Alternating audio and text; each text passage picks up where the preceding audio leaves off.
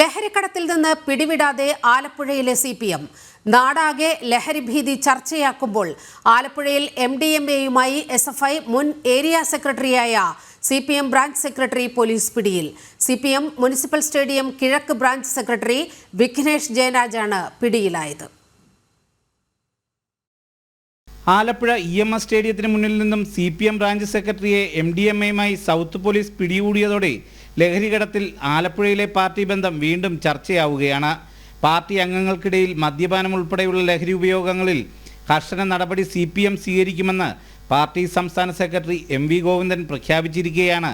Branch സെക്രട്ടറിയുടെ MDMA വിപണന വിവരം പുറത്തുവരുന്നത്. MDMAയുമായി പിടിയിലായ ഹരിപ്പാട് സ്വദേശിയെ ചോദ്യം ചെയ്തതിൽ നിന്നുമാണ് മുനിസിപ്പൽ സ്റ്റേഡിയം കിഴക്ക് ബ്രാഞ്ച് സെക്രട്ടറിയായ വിഘ്നേഷ് ജയരാജിൽ നിന്നാണ് തനിക്ക് രാസലഹരി ലഭിച്ചതെന്ന വിവരം ഹരിപ്പാട് പോലീസിന് ലഭിച്ചത്. തുടർന്ന് വിവരം സൗത്ത് പോലീസിന് കൈമാറുകയായിരുന്നു. കഴിഞ്ഞ ദിവസം രാത്രി 9:30 പോലീസ് കസ്റ്റഡിയിലെടുക്കുമ്പോൾ ഇയാളുടെ കൈവശം പ്ലാസ്റ്റിക് കവറിൽ ലഹരി വസ്തുവും 2 ഒഴിഞ്ഞ സിറിഞ്ചുകളും ഉണ്ടായിരുന്നു. ലഹരി വിൽപ്പനയിലൂടെ സ്വരൂപിച്ച 2500 രൂപയും പോലീസ് കണ്ടെടുത്തു. വിഘ്നേഷ് SFI ആലപ്പുഴ മുൻ ഏരിയ സെക്രട്ടറിയും കേരള സർവകലാശാല യൂണിവേഴ്സിറ്റി യൂണിയൻ കൗൺസിലറുമായിരുന്നു. അതേസമയം ബ്രാഞ്ച് സെക്രട്ടറി അറസ്റ്റിലായ സംഭവത്തിൽ ലഹരി വസ്തുവിൻ്റെ ഉറവിടം കണ്ടെത്താൻ തുടരന്വേഷണം പോലീസിൻ്റെ ഭാഗത്തുനിന്ന് ഉണ്ടാകുന്നില്ലെന്ന ആരോപണവും ഉയരുന്നുണ്ട്.